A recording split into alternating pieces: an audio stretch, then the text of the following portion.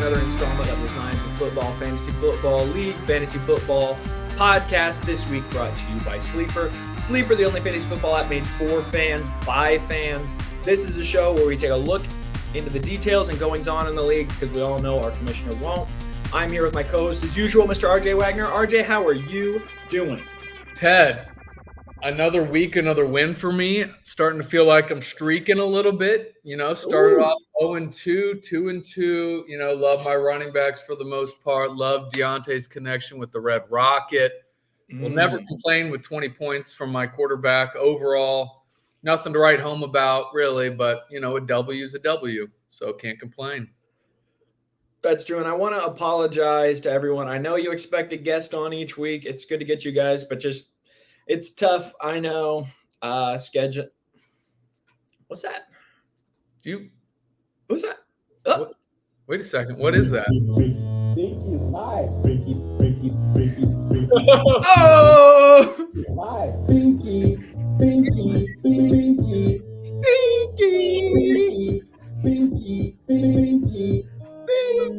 Wearing his chain, shades, and fedora, Latino on the way. He needs a horror. Going through Vegas, trying to flex. It's not hard, 250 tons of flex. Get off work, have a weekend coffee, put some bench press. Get a little naughty. It's like the anaconda. Then a brunette in a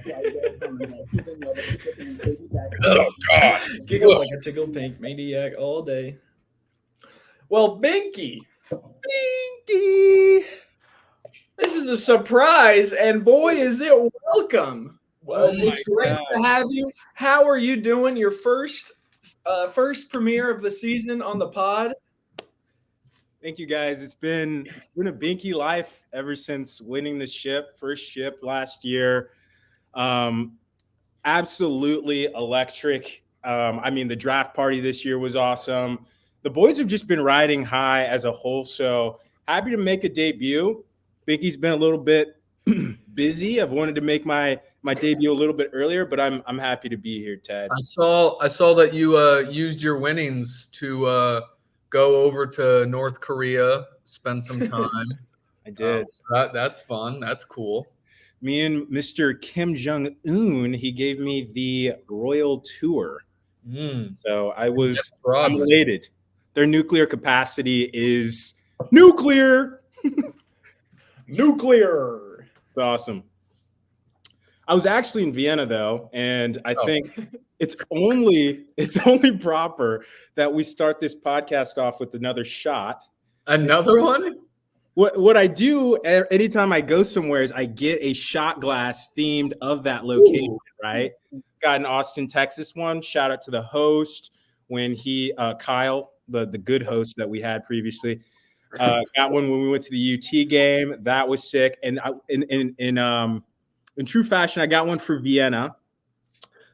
This is the home of the start of World War I. Austrian-Hungarian Empire. Shout out Archduke Franz Ferdinand for that one. Took one for the team. And then subsequently led to what is known as the greatest triumph in human history, the Holocaust. So thank you, Archduke Franz Ferdinand. I thought you were going somewhere else. Cheers. Where'd you think I was going?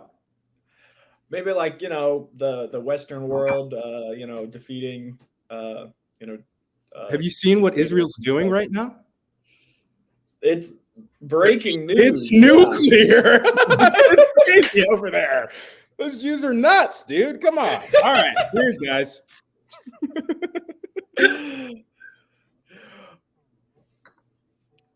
Wow. Cheers indeed. God.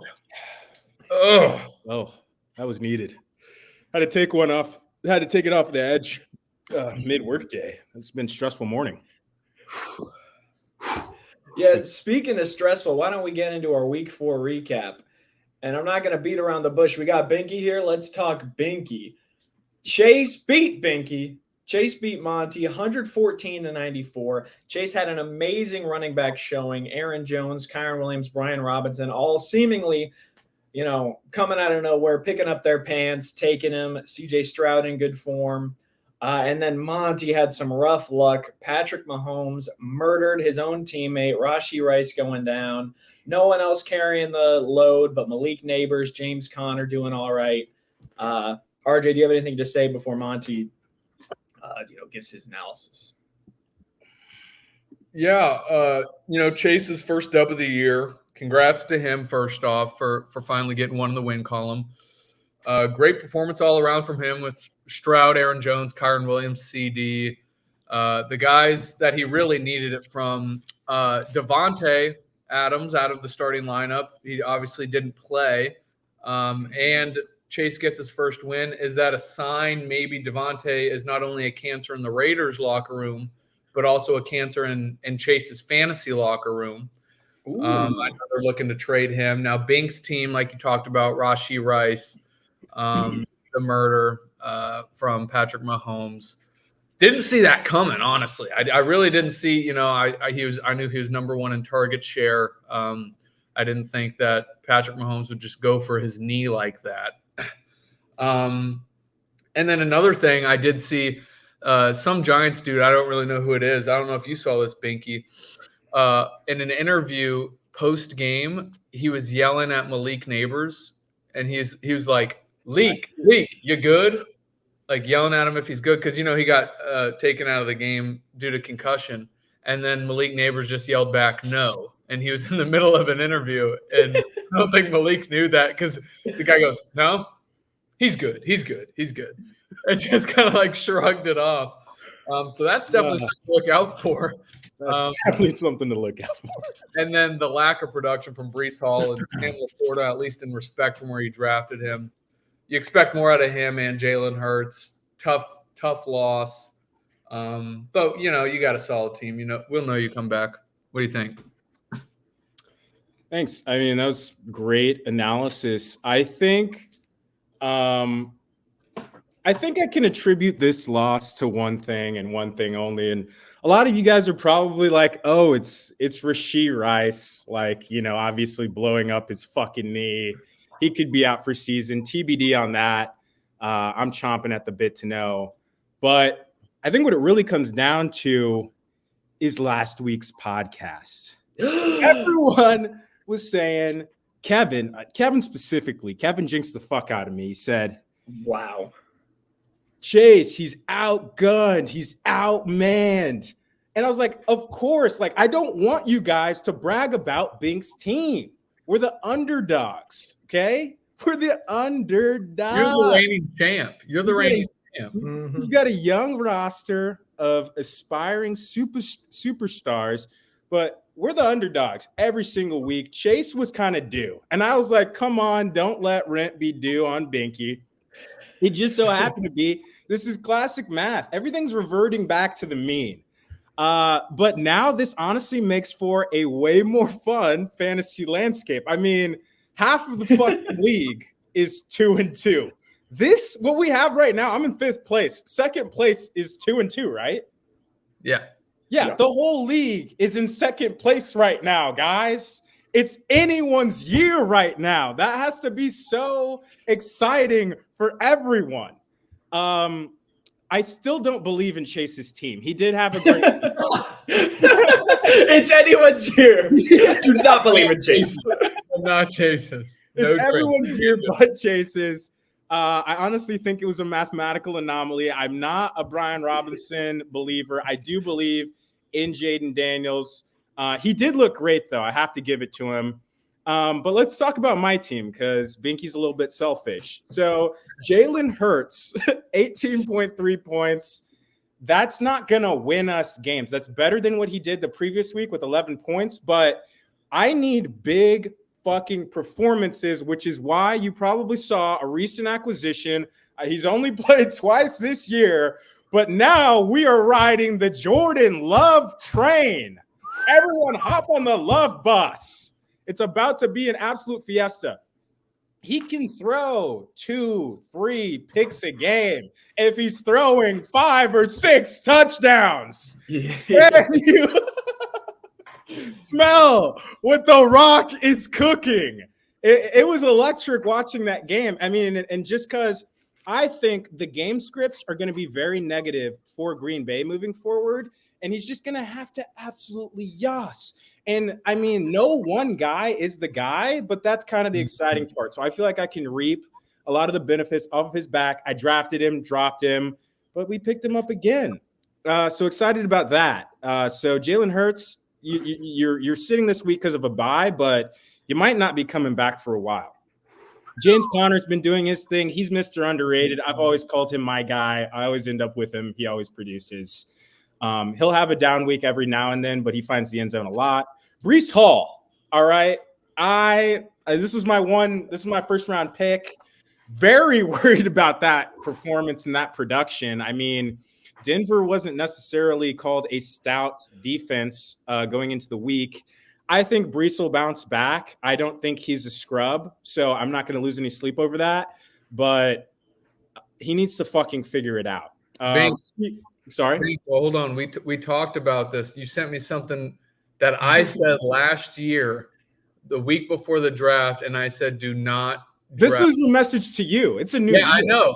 Do not draft a Jets player. You've fallen into this trap. You're going to keep starting Breece Hall, and he's going to lose touches to Braylon Allen. Aaron Rodgers has already lost his confidence in Garrett Wilson. He's going to other guys now. He has more confidence in Tyler Conklin than Garrett Wilson right now. It's going to be Braylon Allen next. I don't know. I think it's more questionable than what you're putting out there. I wouldn't be this confident in him. As a I get where you're coming from, RJ, and I have a secret that I can now tell you guys. So when I was constructing my team at the draft, I was thinking, I literally kept a hit list last year. I was like, who am I playing against? And when I'm playing against them, am I fucking punching the air because I'm so pissed off because their players are just performing like otherworldly? Like who are the guys that gave me the most stress throughout the year? And I was just writing their names down, and I was like, fuck, Kevin beat me solely because Jalen Hurts decided to throw 3 fucking touchdowns with 2 minutes and 30 seconds left in the fourth quarter and beat me. Or RJ, Breece Hall just busted one open. Well, you never actually beat me last year. Yeah, you beat me. But you gave him so much stress. You made me sweat at times because of Breece Hall. You're just lying. Yeah, I'm not lying. How am I lying, RJ? This is how I drafted. I made you sweat because I needed 9 points from Garrett Wilson and Breece Hall combined, and we got 8.8. Yeah, if that's making you sweat, then I sweated. But they still got like Breece Hall got 3 points and Garrett Wilson got like 4.2. Like both of them did terrible. You by should the hair on my chinny chin. I walked away in that game. Anyway, the principle is, who are the guys that performed and I was in awe of them? I wanted those guys. It was Jalen Hurts, AJ Brown, Breece Hall, and then the rest of the fucking cast is really a whole bunch of just young bucks. And last year's motto was Bink early, Bink often, right? We were like, hey, I'm coming out the gate. I think, what was I, like 5-1 or something? Mm-hmm. Just hot right out of the gate. And that principle still holds true, right? I still want to Bink early, Bink often. But I knew drafting a team like this, I mean, it wasn't going to be the exact same way. This year's motto is Bink longer, Bink harder, because we have a whole bunch of rookies that are literally going to take the league by storm and have been, to some extent, living up to their hype. And I think as the season progresses, we will get stronger and stronger. So that's the Bink principle this year. We're longer, harder, you know? It's a different approach, but, I mean, drafting CMC wouldn't have done me any good this year. So. Ooh. Hey, we have the same record. Everyone's in second place, ladies and gentlemen. Everyone is in second place. But I have to go against this guy over here, the best D in the league. Whoa, leave that for the preview. Leave that for the preview. Yeah, we got to keep going. We've got 3 more matchups to go through. Yeah, that's going to be a 3-hour podcast.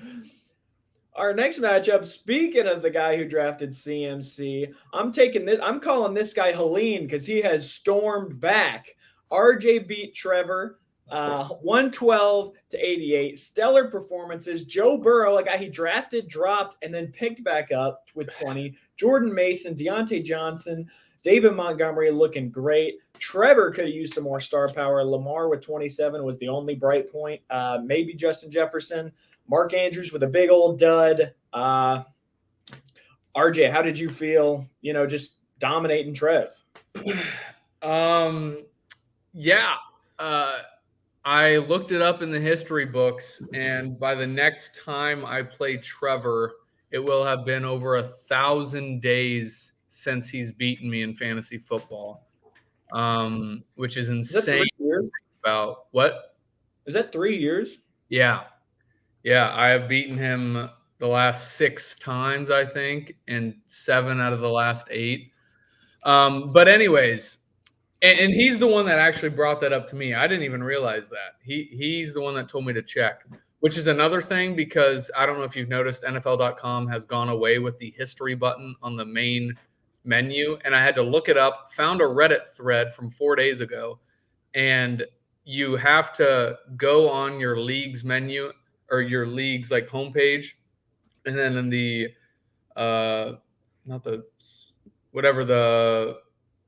the URL bar, you have to just at the very end dash history. You have to type in dash history to get to it.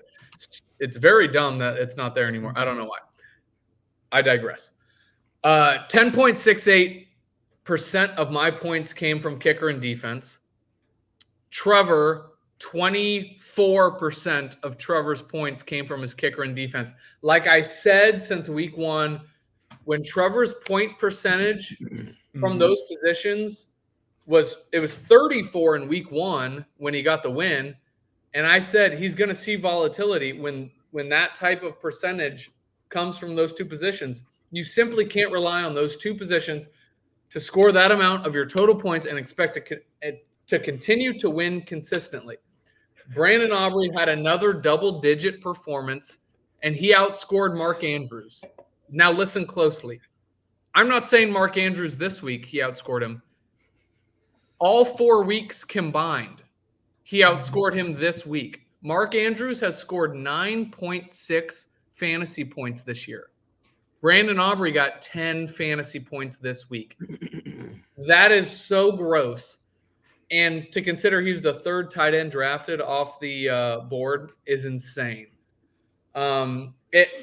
This whole year so far, I know it's only week 4, has changed my whole draft perspective, because I was so high on 2 guys, Sam Laporta and Trey McBride.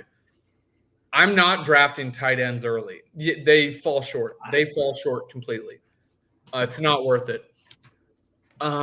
Achane's performance was painful to see. The quarterback obviously makes a difference in Miami, and all of Miami guys are tanking. Main bright spots, Lamar, JJ. Trev might really need to start looking for a trade, maybe, possibly with me. Like I said earlier, I'm starting to like where I'm at depth-wise. Might not have that star power, but I do have a very good floor, and I don't feel comfortable with my bench. I love my bench so much, but I want I can't drop a spot right now. Any of my bench players, if I drop them, they're going to be picked up immediately because they're that good. I kind of want that one open bench spot, so I'm willing to do a little 2-for-1 trade so I can have this open bench spot that I can go towards. But like I said, I'm glad to be 500. Trev's probably sad to be 500 after starting 2-0, but happy to get a win. Sorry, that took a while. Banky, what do you think about this matchup, Trev on RJ? I just want to say congratulations to RJ. I mean, I was rooting for you hard. I kind of wanted the 2-2 landscape. I love a little bit of drama. Binky loves dramas. So I was pulling for you hard, and you freaking delivered. I think I'll probably resent you till the end of time for picking up Johnson after I dropped him. I mean, I think that was probably a foolish move from me. I didn't know the Red Rocket would come in and start delivering balls like that, right?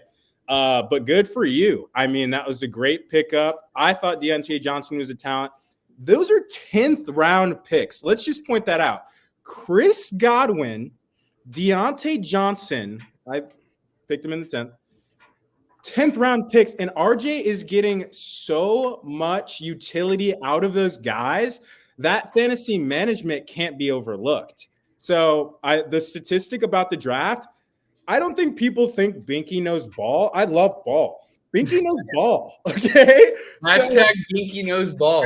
Hashtag Binky knows ball. Everyone was like, especially RJ. You're talking shit about everyone's team at the draft, but especially mine. Okay. I was blackout drunk. You were before the draft started. Ruined a relationship with Kyle Whitlock. and Trevor. You were just out for blood. So I don't take anything personally. But I thought I drafted a good team. I'm feeling good right now, but I think you should be feeling very good about the utility that you're getting out of your players. Jordan Mason, you picking him up and being able to leverage him in the place of CMC, you're basically not impaired in any way. So I see that as a huge win off that handcuff. Like I said, Deontay Johnson, I think Chris Godwin, you'll continue to get good utility out of. Burrow's finally catching a stride. I think your team is a dark horse for the rest of the season, and I don't want to play you moving forward. The Beaver Munchers. Guy that I haven't beaten in like 5 years, but okay. Thanks. The Beaver Munchers. So Lamar, he had a boom week, but J.K. Dobbins, who was a guy that out of the gate, I mean, I'm not even going to lie, I was trying to trade for because I was like, holy shit, like J.K. Dobbins looks like he's going to finish as a top 3, top 4 running back rest of season. He's come back to earth, right? Like that utility isn't going to persist throughout the rest of the season. Cam Akers, you can't really be starting Cam Akers at this point. Justin Jefferson is great.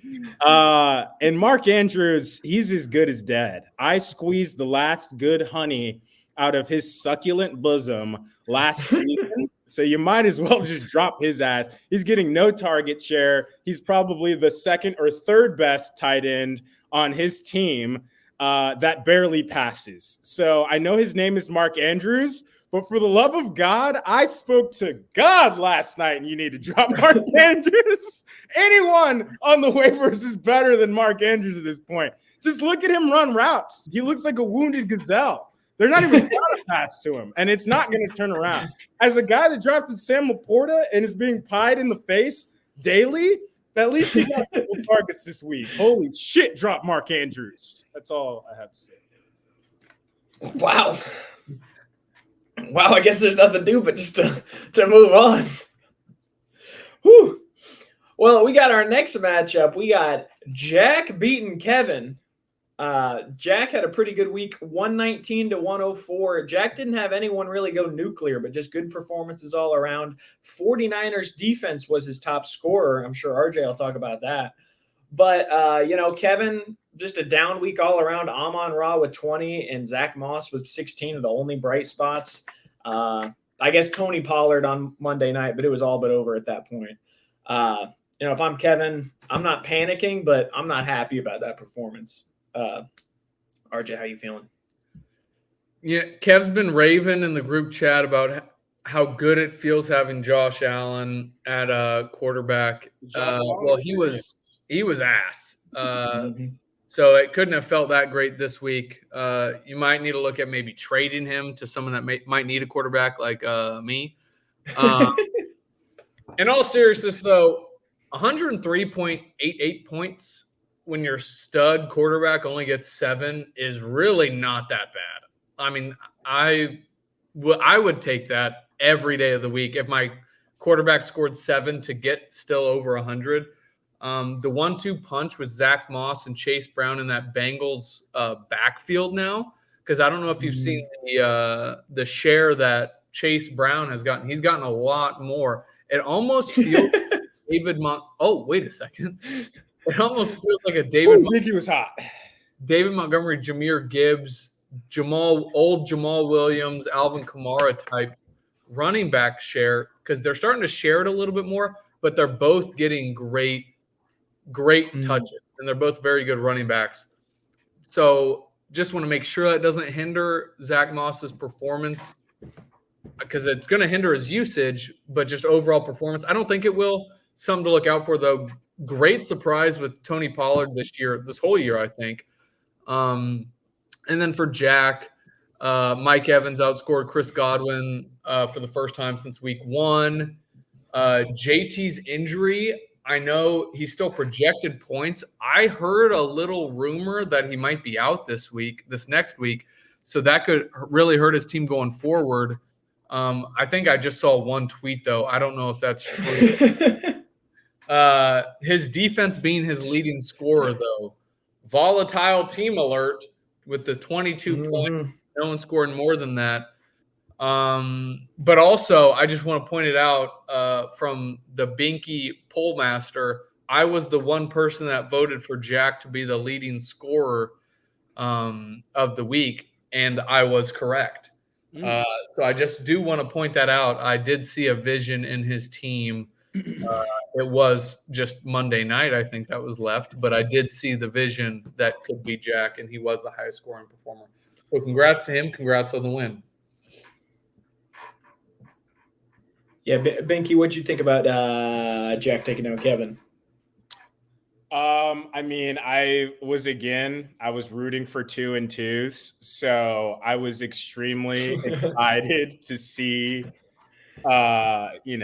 some humility given to the Josh Allen experience.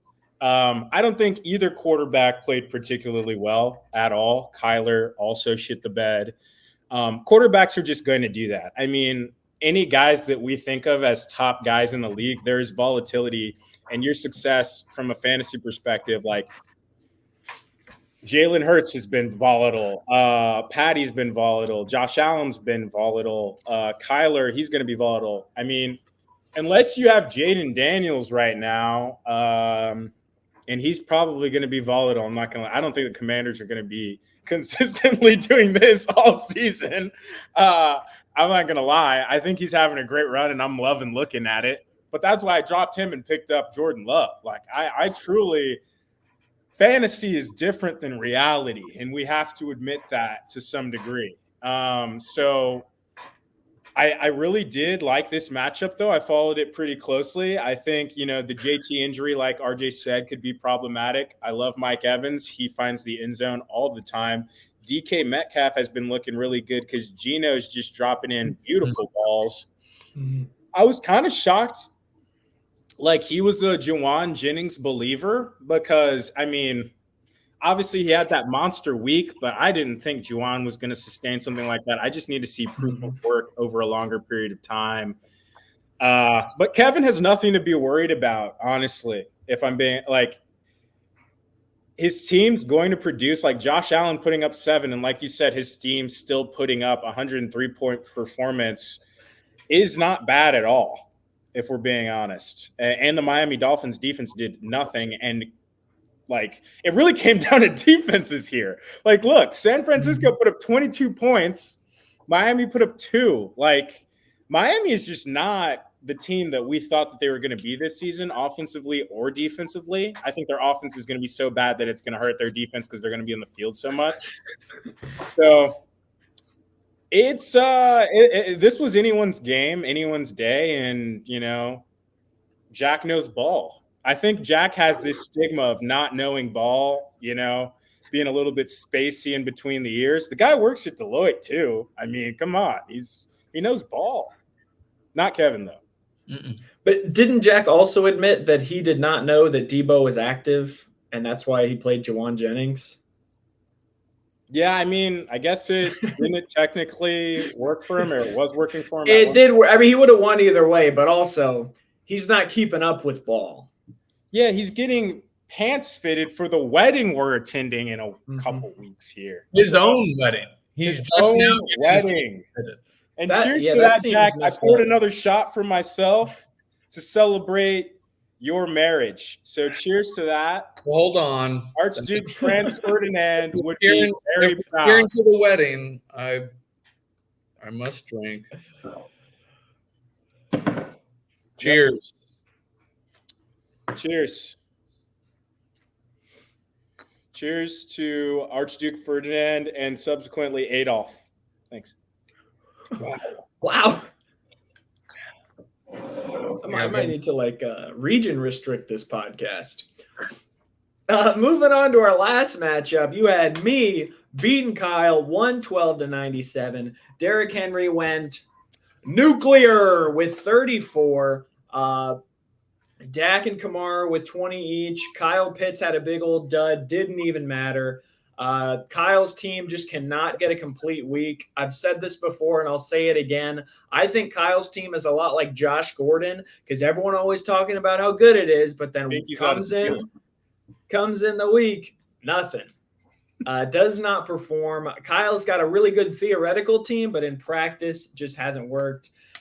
Nico Collins and Jahmyr Gibbs are looking good, though. I think he might have been a little worried that David Montgomery was got that first touchdown, but did not even matter. Jahmyr got 2. Mahomes, is he cooked? Is Jamar Chase back? Find out next week. But yeah, honestly, on Sunday night when Derrick Henry was getting 80-yard runs, I was baking a loaf of bread. And that's what I'm thinking this season. If you just put the ingredients together, do a little kneading, your team comes together. You produce.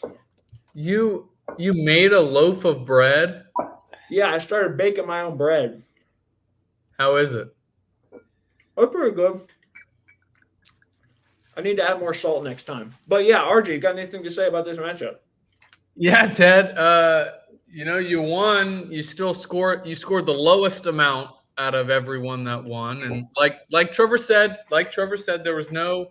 You were the 4th highest scorer, but you didn't. I'm just saying you're the lowest. What? Go ahead. Did I score higher than my opponent, though, is what matters. Well, you scored higher than your opponent. Yes, you did. Thank you. I just needed to hear that. You can keep going. Teddy's got great D. Let's just talk about his D for a second. Teddy's got the D that lasts. Long-lasting D. You did only beat me in points, or I only beat you in points by 0.04. I didn't see that, yeah. In fact, like we talked about, you consistently you beat your opponent. That's all you got to do. And you put it down with D. RJ, plug Blue Chew real quick, please. Give us the Blue Chew plug. Hold on. Thank you. It's the new Viagra, ladies and gentlemen. This stuff is incredible. I've been rock hard for 3 days. I still have it from the draft. All of them are still in here. Should I bring it to the next or end of your party? They're all still in here. Can we please take some together soon? Yeah. Do you still have the one that I gave out last? Have you guys heard about the diddler, P. Diddy? Stay on track. Oh, sorry. Ted, I'm happy for you. You've moved to 4-0. And like I said, I think we said earlier 6 wins. You've pretty much punched a ticket. Not completely, but to the playoffs. So it might be time for you to start looking for a trade, maybe for someone like CMC, who's going to be ready for the playoffs, for someone that needs to make the playoffs. I don't know. Bilateral Achilles tendonitis. Tomorrow it's going to come out that he had an amputated leg. He's fine. Not bad. And he'll be the first amputee to be an all-pro. You just wait. Chase knew the whole time. Can we talk about that? I don't even want to get Chase works intimately with the team. Let's stay on track. I don't want to throw anyone under the bus, but RJ, bilateral, both. I texted Chase and asked him if he would trade for CMC, and he said for who. And I wasn't looking at trading for him. I was just trying to see his reaction. Because if he said for who, he might be interested. If he said just no, then I was probably going to just go ahead and drop him. But he said for who, so I have a little bit of hope. But anyways, let's stay on Ted v. Kyle.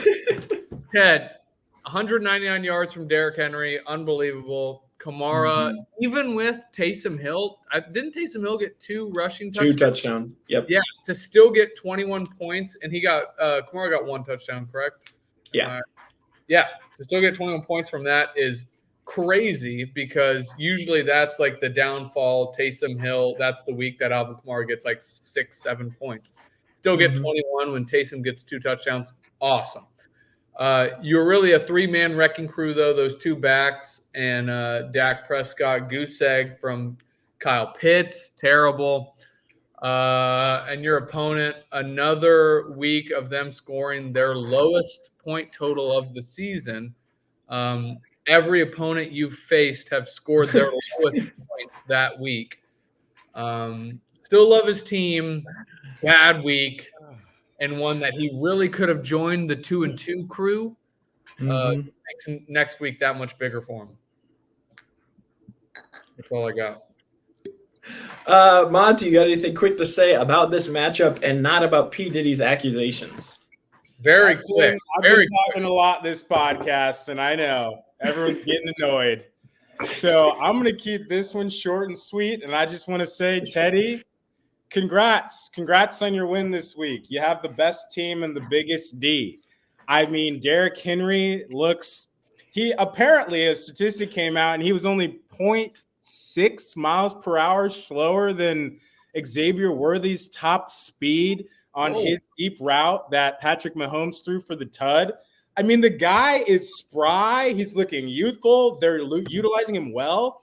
I think he can be a 2-tutty a week kind of guy, the way they intend to use him. If Lamar isn't going to pass and they're going to do this crazy RPO shit, and like Mark Andrews isn't going to get any targets, and you have a dual running back, quarterback run threat like the Baltimore Ravens do, I think like a lot of people are in trouble. He had an ADP to be drafted in the 3rd round. It's now looking like he should have been drafted at the top of the 2nd round. Like, I don't know exactly where he went in our draft, but anyway, incredible player. Alvin Kamara looks like he's in his prime. Like, you have no weaknesses, like except like Tyreek has fallen off, but other players are compensating. I think you have a wagon right now. And Kyle, I don't know what happened. He's just cursed to some degree. He's got a great team. I love his roster, but they're never going to produce. I'm done saying that they're going to. Don't sleep. We're talking about Ravens offense. Don't sleep on Justice Hill. We're talking about those RPOs all the time. He had great target share. He was one of 2 running backs that had over 30% target share out of the backfield, 30% receiving target share. Because they did so many quick screens. He's very fast. Definitely something to look at going forward. Not saying he'll take any work away from Derrick Henry, but mainly from those receivers because they keep all those passes real close to the line. Very good receiver. Before we start the preview, I have 5 quick fun points I want to bring out. 5? For 5 some quick? Just real quick. Monty, your first guy, Malik Neighbors. He has now 3 games of at least 35% target share through 4 weeks. Only 6 wide receivers since 2011 have started a season with that sort of target share. So we're talking, 13 years, only 6 guys have had that type of target share. He's a special one. Now you got to keep an eye on that concussion if that keeps him out longer. Yeah, hopefully he knows where he is. Yeah, he might not. Jack Bijan, fewer than half of Atlanta's running backs rushes on Sunday for the first time this year. We started to see a lot of Tyler Algier last year, and I hated that. I really thought that would have – hold on. No, I like where you're going with this. I agree. No, I'm sorry. I was looking at a work email. We're fine. Something that I worried about last year, I hated it. Jack's seen it for the first time this year.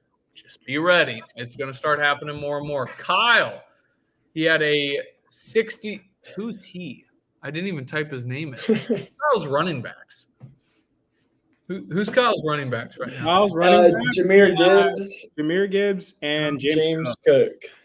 Yep. No, keep going. Who else does he have? I don't DeAndre Swift. Swift. Yeah, that's it. DeAndre Swift. He had a 69.6% running back rush share in week 4. But hold on. That ignores the first 3 weeks of the season where he did dog diddly. No, that is so false. That is so false. He saw over 80 to 90% rush share in weeks 1 and 2.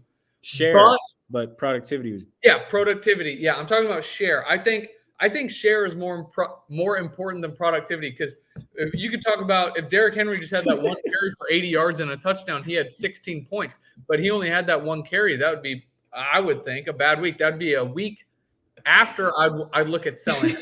But hold on. So he's having a less of a rush share, but he is, like I talked about Justin Hill, he is one of 2 running backs to see.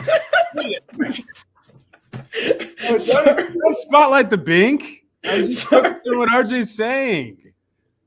He is one of 2 running backs to see a 30% target share in the receiving game this week. Only him and Justice Hill saw that type of target share. So I'm saying the running back work might have decreased, but don't panic. His receiving work has increased. He'll be okay. Back to Jack. He's starting. We're getting to the preview, but he picked up Tucker Kraft. Tucker Kraft ran 48 routes last week compared to Luke Musgraves, who last year was a dark horse. Luke Musgraves only ran 17 routes last week. Okay? Luke Musgraves is now the backup. Tucker Kraft the starter. Good pickup. And then the last person, Ted, Josh Jacobs, weeks 1 and 2, his running back share was 80% and 75%. The last 2 weeks, 48 and 50. We have seen the Packers not only start going to a running back by committee, their second string is back, and their third string back, who ran more than Josh Jacobs last week, is running more. It's E. Mitchell. I don't know what his first name is, but he's running harder and better than Josh Jacobs. You might want to look at, before you post this podcast, you might want to put out some offers to sell Josh Jacobs. Something. Maybe to Kevin, because Kevin loves Josh Jacobs. But I don't see that increasing anymore. It's something to look out for. That's all I got. Sorry, we are 45 minutes in, and we haven't even gotten to the preview. No wonder you want Amadi to speed up, because you had 10 minutes on target share. That was really quick, RJ. Thank you. It's the fast 5 points, ladies and gentlemen. I actually love the analysis. RJ is providing some absolutely golden points. So that was great. Thank you. I think Kevin, I know, likes the longer pods. I just know Teddy absolutely hates them because he has to do them. So I try to keep it as short as possible with as much information as possible. Let me open this work email. Well, just while he's doing that real quick, let's step into Monty's pole dance is what I'm calling it. Monty, you had did you just have one poll this week? Does that deserve a shot? Yeah, I think it does deserve a shot. And yeah, I only had one poll this week. I'm not going to lie. I wasn't as tapped in this week as I've been in previous weeks, but you will never see Binky slack again rest of season. I thought you had like 3 polls. Did you not? That was last week. But yeah. Monty asked who would be the highest score of the week. The winner was Chase with 3 votes, but it turned out it was Jack, who RJ voted for. Jack got 119, and honestly, a pretty low highest score, all things considered. But just an interesting look at the poll. And now we have a quick commercial break. Real quick, just on that, like let's not move on too quick. I just remember in the first 2 pods that we did last year, let's think back, everyone was like, Jack's team is ass. Jack doesn't know what he's doing, yada, yada, yada. And Jack proved us wrong. Like, I literally played him in the championship. Like, he had a wagon.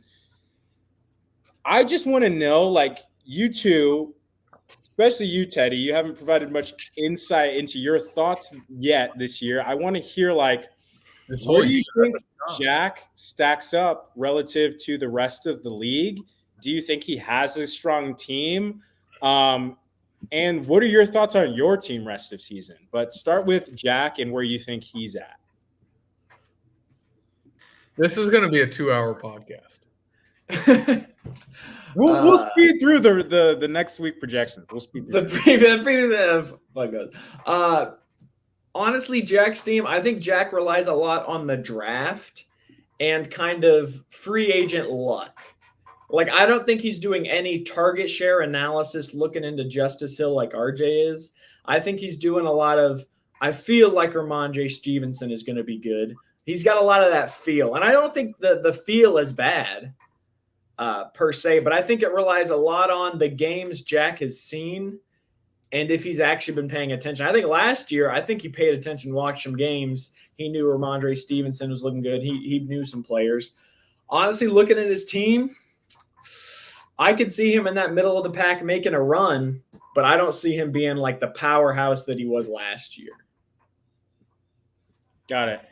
And honestly, my team, talk about sustainability, I have none of it. Oh, really?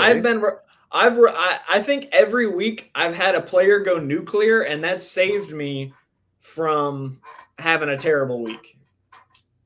If I had like made one different ad switch, and I think some of it is I put a lot more. I do not care about my bench at all. I think having a bench is pointless. I really consider it because I will never play like Michael Pittman Jr. He will be on my bench all year. I will never play him unless I really get bye weeked. Yeah. So that's been sort of my philosophy, is just caring about the people who are playing. What about Chuba Hubbard? I just sort of picked him up just because I felt like, oh, Derrick Henry might have a bye. I mean, did you see what he did this past week? Yeah. I would never play him over any of my – like once playoff time comes, the people on your bench do not matter because I'm not putting any of them over Derrick Henry or anything like that.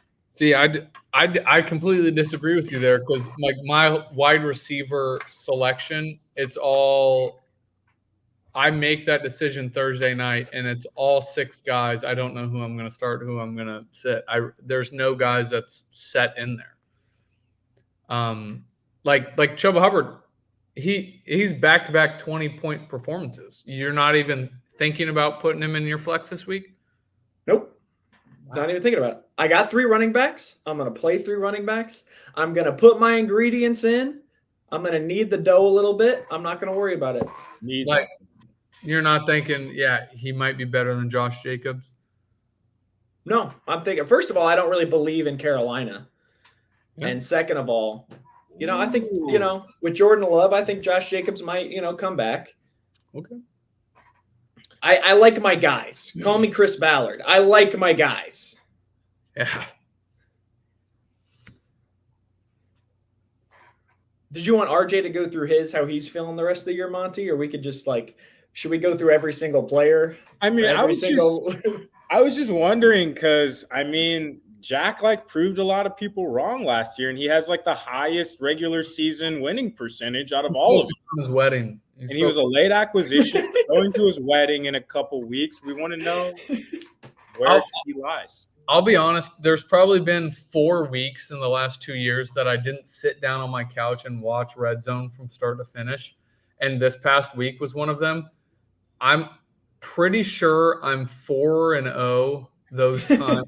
I did not watch, and I felt good. It actually feels good, even though I missed football, which sucks. Winning feels good, and I know obviously Jack doesn't sit there on his couch and watch football every Sunday, so maybe that is. And Teddy, you don't either. Maybe that is the secret recipe. Just don't watch. Wait, Teddy, do you actually not watch football, or was that a joke? He watches the Colts. They suck. Exactly. I'll watch the Colts games. If there's a game on, if I'm not doing anything, I'll watch the late night games. I thought that was a joke. I thought you were actually an avid football watcher. No, I'm tuned in. I'll watch like 2 games a week. I'm not watching Red Zone. I get stimulus overload. Are you going to watch Charles L tonight? For the guys with ADHD like me. Ooh. I love me some Charles. So, Monty, who you got? You think Mark is a dark horse?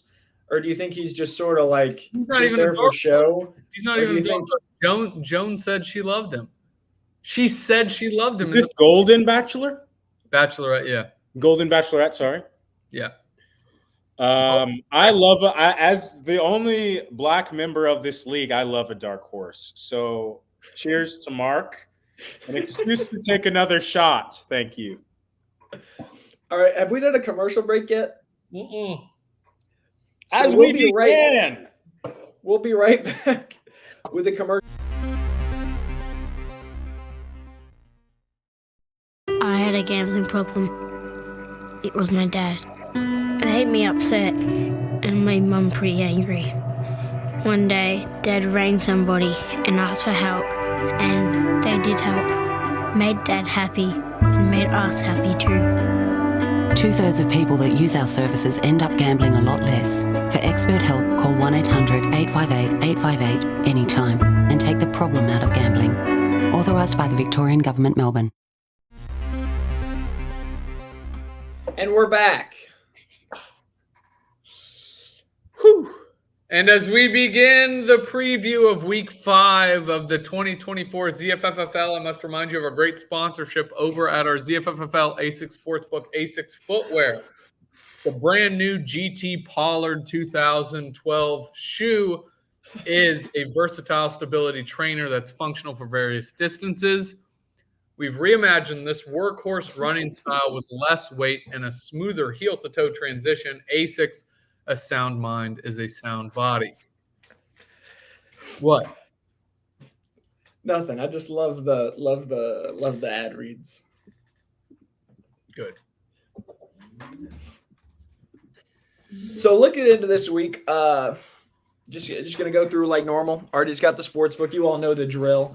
Let's take a look at 2 people not in here, but a big matchup nonetheless. We've got Chase versus Kyle in what is being deemed the Big League Chew Pit of Despair matchup. Hold on. I think you forgot about my segment. Did you not? Oh! This is a Bink pod, buddy. This is a Bink pod. We're 55 minutes in. We got to get the Bink pod. We're 55 minutes in. Come on, Ted. All right. Binky, what do you got? Hold on. How you thinking, my boy? Well, money changed to me. Shit, 65, you heard? Too money in shoes. I mean, I walk for the money. You know what I'm saying? Money on my watch. I mean, time is money. Money on my phone. I mean, I talk to the money. Money on my chain. I mean, the money here with me. Money on my head. I mean, money on my mind. Nice. Money on my Kool-Aid. I mean, my money's sweet. Wait, what? The money's on your shades. Shades. I mean, I see the money. I see the money this year. 65 money chains on my dick. I am thug, you know what I'm saying? Chilling. Trying to be like a piece, you know? You know the fees, take a perk and it's fucking the fees. Money swollen like fees, they never back in the pit. Then I feel will take on my head, get them right up to the road, I just went. I don't want $1 million, the devil that shit in that shit with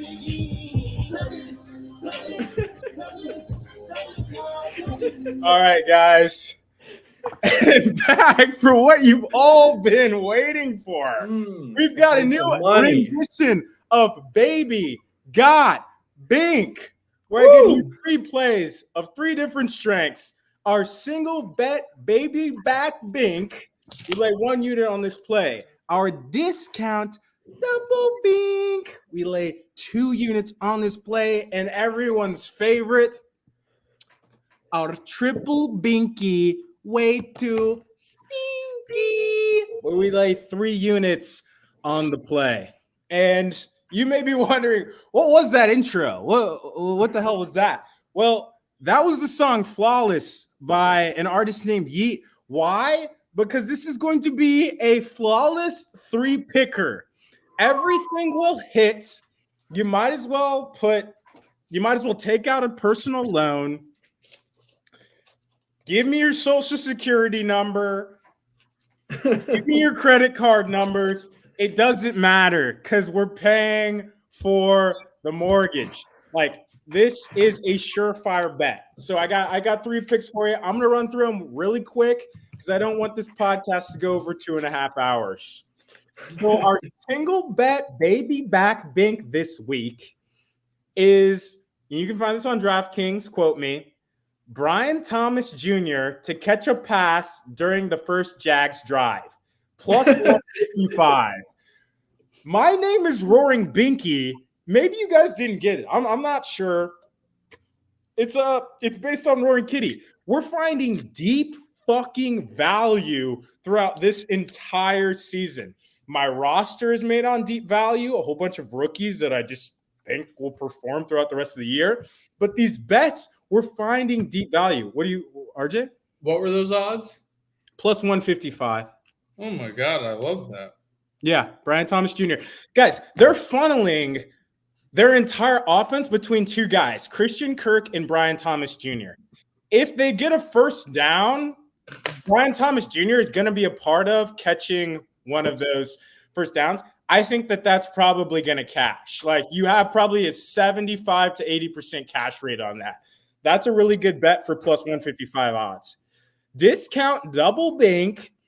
This is the LSU boys, but the seasoned LSU boys, not Malik Neighbors, Brian Thomas Jr., the older boys, Jay Jettas, Jamar Chase, both of them for an anytime touchdown parlayed together. So Jay Jettas, Jamar Chase, anytime touchdown parlayed together, plus 430 odds. Ooh. Jay Jettas, everyone shit on Sam Darnold. Sam Darnold's been playing out of his mind. He gives most of the target share to Jay Jettas.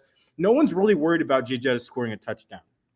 And Jamar Chase, who we were worried about at the beginning of the season, has started to look absolutely unreal. I mean, everyone saw that slippery play where he just looked like he was oiled up in Diddy's baby oil, and he slipped out of 3 or 4 fucking tackles and went like 60 yards per tutty. These guys are in fuego right now. Let's go cash for plus 430 odds. At least put $20 on it for your boy. And then triple Binky, way too Binky. Ooh.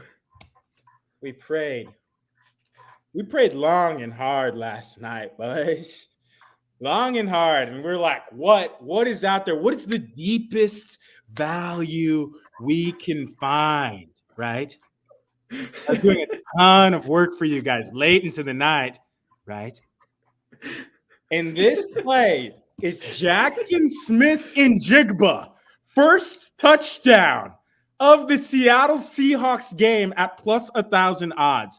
And you might be wondering why Jackson Smith-Njigba, DK Metcalf has looked so good. Okay, Jason has been playing what I would call the Rashee Rice role of the Seahawks. He's getting more and more target share as weeks go on. I like the way he moves. I think he can be a guy that they look to close to the end zone. He's just been progressing better and better week over week. It's a JSN first touchdown kind of week. Plus 1,000 odds. If we hit this week 1, we won't have to have this segment in any other week. So let's just go ahead and hammer it now. All right, boys? I concede the rest of my time.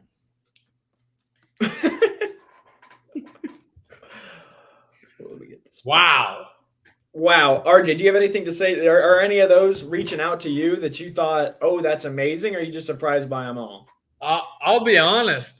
I mean, my favorite one obviously was the Brian Thomas one. Yeah. The single bet baby back Binks are supposed to be sure cashes to get us units to play with house money. That's what it feels like. I think Brian Thomas catches 2 or 3 on the first drive. I think he's going to be the first look. It might be first play, a screen pass. Guys, it can happen cash so quick. I love that so much. I really, really do. And then JSN, like you said, the amount of target share he's gotten. He got 12 targets last game, I know. Yeah. And I don't know what his fantasy points look like, but they threw the ball a shit ton. I know Kenneth Walker did well. He had 31 points on my bench, but humble brag. But JSN, yeah, he had 12 targets. I mean, first touchdown at plus 1,000, worth it, I think. I love him. Thanks, RJ. Thank you. Ball, I need you to understand. Teddy, are you riding with the boys this week or what? I feel like you don't have your fedora on. You're not a Bink believer again. But I turn non-believers into believers. It's because he knows he's 4-0. He has a chance to play you in the championship. He sees you more as a rival than he's not a fan of you. He literally called himself the first as a part of the Bink Army, the Bink Brigade last year, and he's already taken his fedora off. I need loyal brethren. See, I'm loyal because I haven't beaten you in like ever, so that's why I'm loyal. Shut up. No, I think those are great. I think our viewers. I've lost to both of you guys, right? Already, those are my 2 losses. You guys, Monty, I played you, right? Yeah, I did beat you. Yes. Yeah. So I'm both of your bitches. You're just sandwiched by the guys who beat you. Mm-hmm. Monty and I are calling you a Mia, and we've got an Eiffel Tower going. Mia. Well, why don't we get into the Week 5 preview? Just roll through these. I know we got a little head start, but we got the Big League Chew Pit of Despair matchup. Chase at 1-3 versus Kyle. I think both of them really need to prove themselves. I think just looking at their teams, they both stack up so well. Patrick Mahomes, CJ Stroud at the quarterback. Their running backs are both kind of up, down, could be big, could be not. Same thing for everything. RJ, what do you think? Yeah, 1-3s. It really is a must win for both. I know Trevor's favorite thing to say is a must win and a can't lose. This is a must win for both guys. I mean, Kyle's going to be down going into Monday night with Chris Olave and Patrick Mahomes, and it would make me sick to my stomach to rely on Patrick Mahomes, and he doesn't come through in a must-win game. The sportsbook, though, it sees it as a pick'em. The line's a pick'em right now, -120 each. That's all I got. Bink, who you got in this one? Bink sees it as, a pickup. Like I truly do think that this could go either way.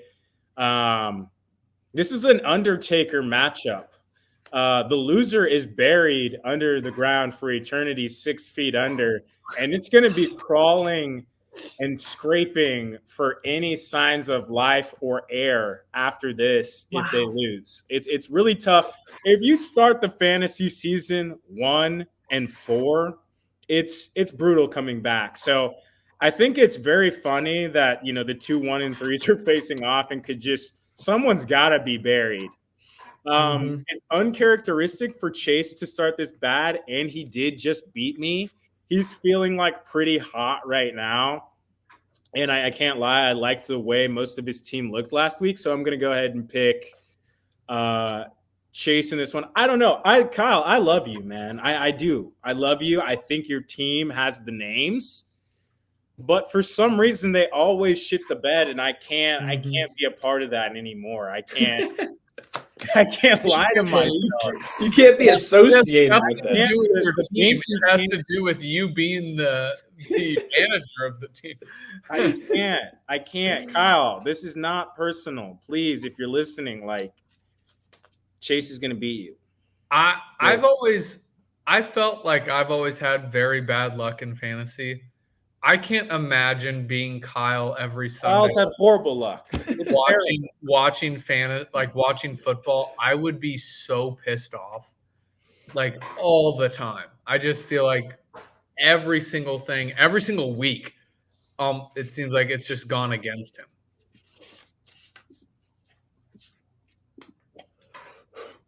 Yeah, definitely, especially this season. I think this is a must win for Chase, but a can't lose for Kyle. Really? I would say at that, because I think Chase is out there. He might not be fully invested in the fantasy aspect, but Kyle every week is messaging saying, like, I'm in front of red zone right now, and my face is red. He's fuming. So, wait, do you think a can't lose is worse than a must win? They're the same shit if you're 1-3, right? Like, I think a must win. Same shit. I think a can't lose has bigger stakes. Oh, then yeah, it's a can't lose for either one. I think whichever is more stakes is worse. I couldn't be. I hate that feeling. I hate the 1-3 feeling and going against 1-3. The only thing I will say that is good for this matchup is that there are 2 2-2 matchups going on as well. Mm-hmm. So the 1-3 team that loses, that's going to go to 1-4. There are also going to be 2 teams guaranteed to be 2-3. You're only 1 win away from shooting back up there in the mix. So, that's the benefit that there are 2 guaranteed 2-3s or whatever. Yeah. And now taking a look at our next matchup. This is the Coors Light Don't Panic matchup because I don't think either of these teams should really be panicking too much. We've got Jack. He's got a couple guys on bye, but he's got Sam Darnold in for quarterback, which I think is a bold move. This is one of those things where I think Jack has got his finger on the pulse. But he's going to need some big games out of Mike Evans, DK, and then Trevor, on the other hand, you might have noticed Nick Chubb is back in his lineup. Trevor's believing in that Browns offense. Can Nick Chubb turn it around? But he's also got Lamar Jackson, needs to do some work. He's still rocking A-Chain for some reason.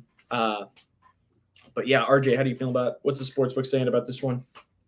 What did you say this matchup is? The Coors Light what? Coors Light Don't Panic matchup. Yeah, that surprises me. The Don't Panic matchup surprises me because I think mainly Trevor's team should be panicking, and he needs to win this game. Like, I think this isn't a must-win or can't lose for Jack. This is a must-win for Trevor. Wow. Coors Light disagrees. This is one of the 2-2s. Trevor started 2-0. He has lost 2 straight. Like you said, he has Nick Chubb in a starting lineup who's slated to start practice on Wednesday. He's starting practice. Let's remember, I don't know if you can pull this up. You don't have to. Let's remember that picture of his knee bending backwards when he tore every single ligament in it. He is just now starting practice today. I don't see him playing, which – I mean, he's projected 4 points in fantasy. I know projections don't really mean anything. I don't see him playing, though. He's starting my drafted tight end that I literally had to drop just to field a team in David Njoku. Both teams with question marks, though, especially if JT starts seeing time off. Sportsbook, though, agrees with the early projections. I know I said it's a must-win for Trevor. The sportsbook hates that it sees Sam Darnold in a starting lineup. I know he's done well. Doesn't like it. Sportsbook has this as Trevor the favorite by a slight margin, -2.5. Wow. Monty, what are you thinking? Wow. You have Trevor as the favorite? Yep. No, I don't. Sportsbook does. Sportsbook, yeah. Oh, sorry. Mine is the sound body. Okay, I guess I'm actually a little bit shocked by the line from the sportsbook. I know Sam Darnold is not a glamorous name. It's not like when you hear a lot of the top tier elite quarterbacks' names, someone that runs through your head. But Sam Darnold has been producing, and we have to go off of recent history. I think the success of a fantasy manager is not being too tied to distant history. You have to work off of, recency. So kind of like how Kevin traded AJ Green to me for Darren Sproles after 2 weeks. Darren Sproles was still the backup running back, and I just completely raped his ass because it was recent. See, Monty, I disagree with you there because Darren Sproles went off in 2 weeks. Okay, sorry. That can't be Wait, be what year was that? in every situation. I don't know. Was that 2014? Probably. So there's also proof of work and recency. So it's like you have to prove yourself week over week, over like multiple weeks for production, It's been build 4 weeks. confidence, but it also has to be somewhat relevant, you know? So I think that's what I was trying to get at. I do get what you're saying though. You can't always go purely off recency performance because like you're going to start Juwan Jennings every week or whatever. But so I agree with you, RJ. I get that. More so what I was alluding to is I feel like Sam has proved himself week over week. Like a lot of people had doubts about his ability to handle Minnesota's offense, and he has proven everyone wrong and produced. The JT injury, that's kind of up in the air. I don't know how bad that is. And that's interesting because complimentary, we have Nick Chubb, who's coming off of the PUP list. He doesn't have a high projection right now. It's 4.24 points. So that could move up. Nick Chubb, we all know, is a freak of nature. So he could come in and produce like a fucking madman. But his injury was so gruesome and so significant and so severe that I fear that he's not going to be the same Nick Chubb that you saw a couple years ago. Mike Evans has been producing. Justin Jefferson has been producing, so that's probably a scratch. DK Metcalf, who I hate. I have not liked DK Metcalf my entire life. I think he's always underperformed. He has been he's been performing to where I think DK Metcalf should be performing. And Garrett Wilson, vice versa, is probably lower than where I think that he should be at. Tight ends, it's a fucking crapshoot. Njoku versus Kraft. Don't really care. Brandon Aubrey definitely has the edge. Brandon Aubrey is going to literally go third round next year. I mean, mark my Bink. That guy is a fucking savage. He's getting like extra points in every situation. But I don't think it's going to be enough this week. Projections have Jack losing this week. But I think Trevor has really hit a cold streak. It's a little bit out of his control. But I think he's going to go on a 3-loss streak here, and Jack is going to advance with the win. One quick point that I want to point out, me specifically. Obviously, I have nothing to do with the sports book. I get the lines and read them. But another stat I saw that I did not read earlier about Jaden Reed.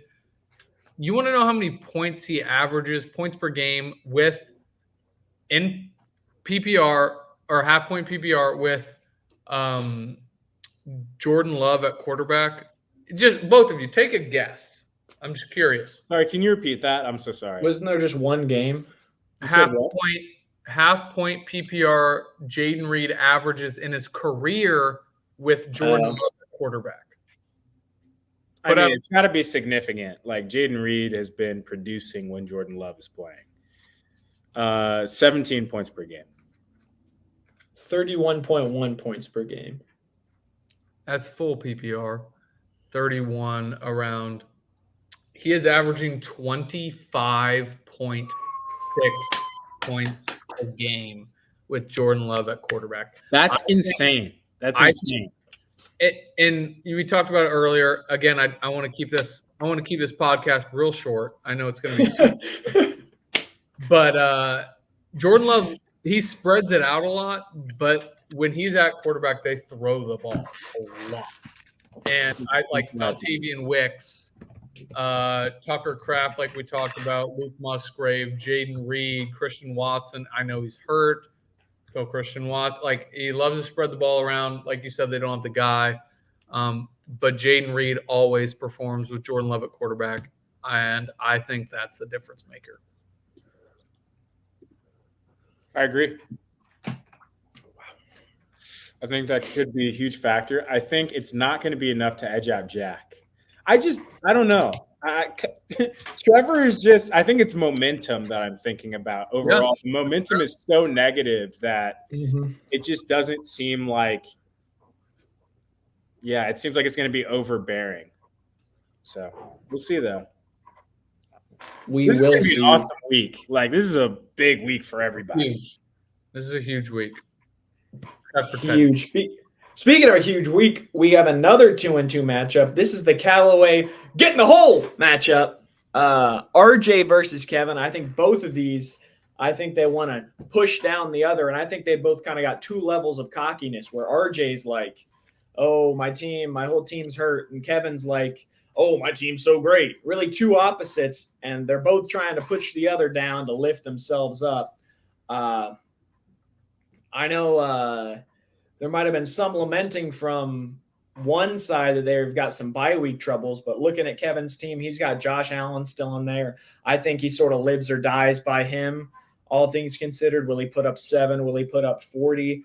And then RJ, on the other hand, I think everyone's got that potential to do good to great, and I think you just need one or two players to go nuclear, and this is yours.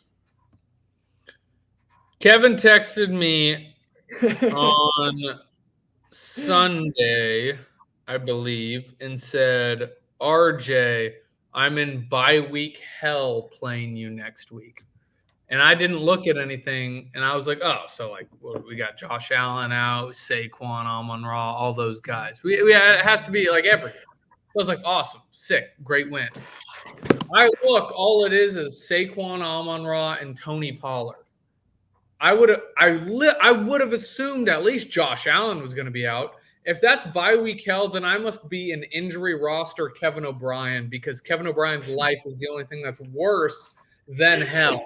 Without CMC, Puka, till at least week 8, both those guys, they're my first 2-round picks. I don't want to hear shit like that. I've been without Kenneth Walker for 3 out of 4 weeks. Joe Mixon has been out for the last 2 weeks. David Njoku got out week 1. Devonta Smith has been out the last 2 weeks. T. Higgins was out the first 2 weeks. I don't want to hear shit about bye week hell when I literally had to drop guys just to field a fucking team. So unless you're struggling making a starting lineup, I don't want to hear shit like that. Oh, I'm in bye week hell. I have 3 guys on my bench that aren't scoring points. But anyway. I love the passion. But anyways, we're going to start the week off Thursday with a little head-to-head wide receiver matchup, which is fun. Godwin, Drake London. I think that should be good. No real primetime studs in this matchup. While the early projections still have me winning by 7, personally, I think Kevin thinks I can persuade the sports books. And him texting me that, I think he was expecting me to tell sports books, hey, make me as a favorite because Kevin really thinks he can't win. No, that's not going to happen. I can't influence the sports books. I get the thing in the mail. They know the sportsbook told me this is a pick 'em. Kevin, wow. You are wrong. Pick 'em. Shay, what do you think? Love it. So I'm going to keep this one short and sweet. I know we're a little bit tight for time. Kevin Racers. This is a real short podcast. This is a really short podcast. Just a quick in and out. Bink pod. I love Kevin. Love him. But Josh Allen, he hit a little bit of a rut last week. He'll probably bounce back to some capacity, but Houston's got a very stout D. Probably not going to be a monster week, whereas I think Joe Burrow, he's going against Baltimore. Very stout defense, but he's looked very good. I feel like that offense is finally clicking and ascending, and I'm a big momentum guy. You kind of have to read momentum. So I think Burrow has the edge there. I really like Godwin. I like DJ Moore. If Chicago's getting any production out of anyone, it's DJ Moore. And I'm a Drake London hater because I feel like he plagued me for 2 years. So I'm out on that. Jordan Mason's going to get his against Arizona. I don't believe in Rico Dowdle yet. I like RJ's team. Is he going to ride with the Dolphins D? Is that against New England though? Because it's going to come up against. I know the offense isn't great over there, but Jacoby Brissett's starting now. Drake May's benched. They're getting a little bit more production. I don't think that that's a great start still. Because, like, the Dolphins offense can't do anything, so the D is going to have so much time on the field that you're bound to give up points. I think RJ's got the edge here. It's a very slim margin, but yeah, the bye weeks, he doesn't have Amon-Ra, he doesn't have Saquon. I mean, I get what he's saying by bye week hell. Those are 3 key players that he has out. I have 4 starters that are out, 2 by injury.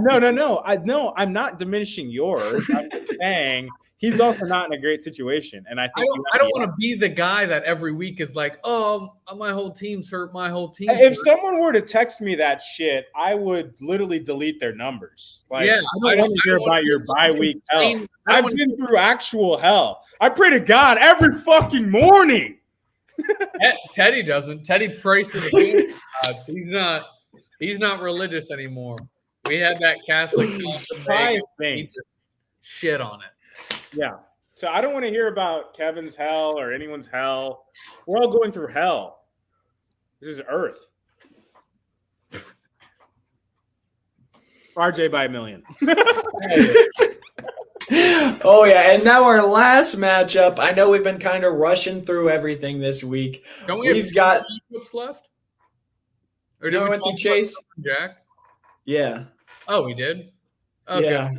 Cool. The last one. We've got our last matchup. It's HBO's Game of Thrones Kingslayer matchup because we've got the reigning champ against the current #1 team. One king is going to go down and one is going to sit on the throne. This one, it's looking interesting. Just looking at the teams, Monty riding with Jordan Love. Honestly, his young players have got to produce. Neighbors and Maserati really got to get him through. His running backs are solid. And I've even noticed he's got Brian Thomas. He's hoping he gets a lot of those catches, not just on the first drive. But then looking at my team, again, I'll say it. I need someone to go nuclear, and I do not know who it will be. Dak against Pittsburgh might be rough. Kamara against the Chiefs. The Chiefs have subtly had a pretty good defense. We'll see what happens. Trying out Travis Kelce again. We'll see how the tight ends work out, but I'm living. Well, Ted, now we know you hate bench spots. I didn't know that was a thing. But according to Kevin, I assume you would say that Monty's absolutely in bye week hell because he also has 3 guys on the bye week. But Monty, you actually have it way worse than Kevin because you also have Rashee Rice, who just recently passed away, still on your bench. Thoughts and prayers. Yep, and still waiting for Jonathan Brooks to come back. So that bench is damn near full. Laporta hasn't been doing great regardless, so I don't know how much of a difference Cade Otton would be. I'm not a big Cade Otton fan to begin with. I just don't like having a tight end on a team where multiple receivers are involved often because we're talking really 3, Mike Evans, Godwin, and Trey Palmer. So I'm not a big fan of that, but at this point, I don't know what other tight end you would start. Jalen Hurts hasn't performed like Jalen Hurts, so Jordan Love is plugging him in is damn near the same thing. I wouldn't say that's any decrease in point production. And then A.J. Brown's been hurt, so you've been without him. But your receivers are good. Love your running backs. I know we talked a little bit about Breece Hall not performing the way he should. I think that was just a one-game type of thing. Ted, I kind of talked about Josh Jacobs a little bit. Don't like where he's headed. Tyreek Hill, hate where he's headed. I've always hated George Pickens and Travis Kelce.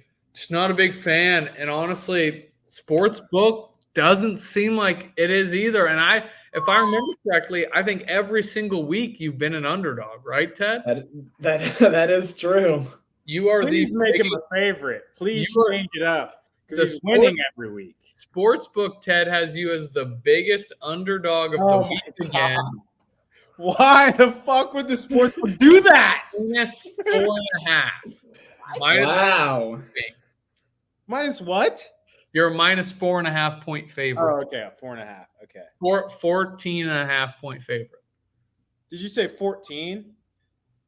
44.5 point favorite. Fucking fuck. Wow. I'm gonna keep this very short. Well, actually, I lied. Never mind. So when I look at this matchup, I think of it as, I guess Teddy likes to give these names to the matchups, and what I'm gonna call this matchup is the Icarus matchup. Ooh. Because I think Teddy It's going mythical. has flown too close to the sun. I love Teddy's team. I truly do. I think that Derrick Henry is finally catching stride. I hate it. And I think Alvin Kamara is catching stride, or not catching stride, but just like been producing. The rest of the players, though, like that RJ mentioned, like Dak versus Pittsburgh D, like if they get a good pass rush on him and he has to deal with that all day in his face, I don't have high confidence in that at Pittsburgh. Josh Jacobs, I mean, I'm starting Jordan Love. Like, I obviously think this is going to be a situation where they're going to have to pass quite a bit. I mean, they're completely willing to have Jordan Love just sling the ball around, and I'm totally comfortable with that. And I know you guys probably aren't like, oh, Jordan Love's like a premier name. But I honestly think like Jalen Hurts might not get another start if Jordan Love just slings it all game. Like, the guy just passes the ball around. There's a lot of options in the offense. I don't think Breece Hall's going to stay down super long. I hate George Pickens. Tyreek Hill doesn't have anyone that can get him the ball. So I'm not going to say that I'm going to win. I'm going to give this to Teddy just out of pure humility. But just know, given my analysis, exactly where I stand, that you think you're going to win. You're just not going to say it. Teddy with the points or whatever. But, you know, this is a humble Bink. I can't be out here like, oh, I'm going to win. Because I just lost to Chase, who was last in the league and didn't produce. But I still believe in my wagon. I mean, like I said, I'm roaring Binky. I'm going to Bink in the stretch. We Bink longer. We Bink harder. We're going to Bink late. We have rookies, so they're going to develop, and they're going to get better, and they're going to be implemented as bigger parts of the offense. I do have some question marks this week. I have a lot of guys out, okay? Look at my fucking roster. 90% of the guys are out. I'm praying and hoping. I'm praying and hoping that Jonathan Brooks comes back soon, because that Panthers offense has started to finally look good. Sam Laporta finally started to get some targets, and they started using him in the offense.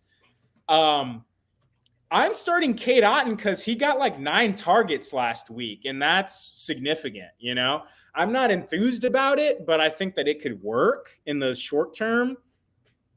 They're saying Rashee Rice might not have torn his ACL and that it might be something a little bit less significant than they thought. I'm fully willing to stash him for 6 to 8 weeks if that's what it takes because of the production that he was giving. And I have Xavier Worthy, who I think will take most of those shares.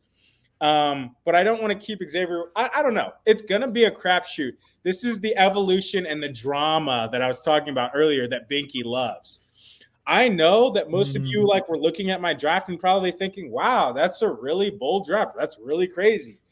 I think this year is yesterday's price is not today's price. This year is nothing like last year. I can't rely on Mark Andrews. I can't rely on CMC. Those guys are obsolete right now. So I'm looking to the future. I need delivery out of my bell cows. I need Breece Hall to bounce back. I need James Conner to have a big week. But I'm optimistic that those things can happen given the matchups that I have. So Teddy's going to win with the points.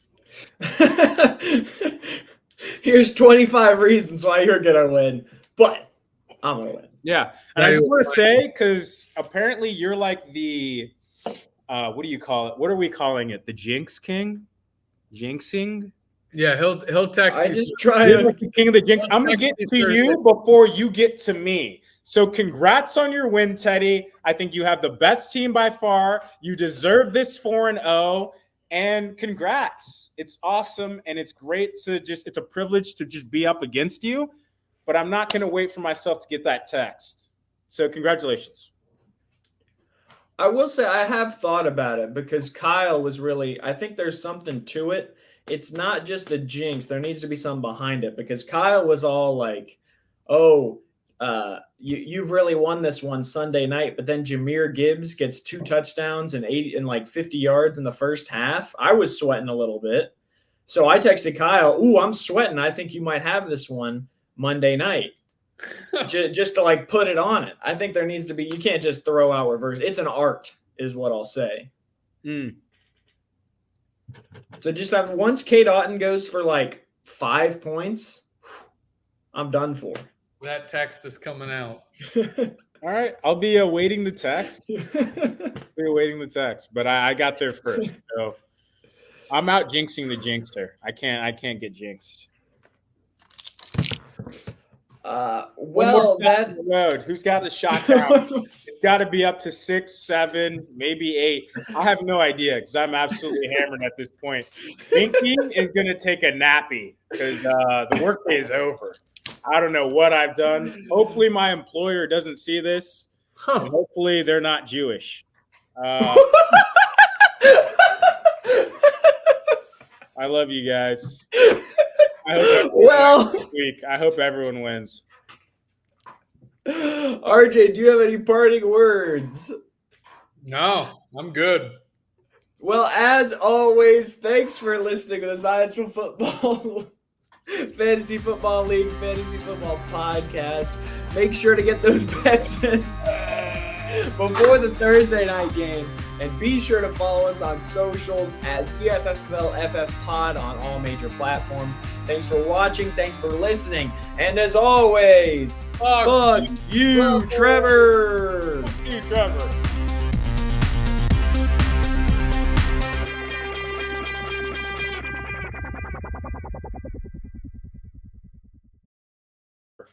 Is the Twitter ever going to come back up? Or ask Kevin, who doesn't do anything.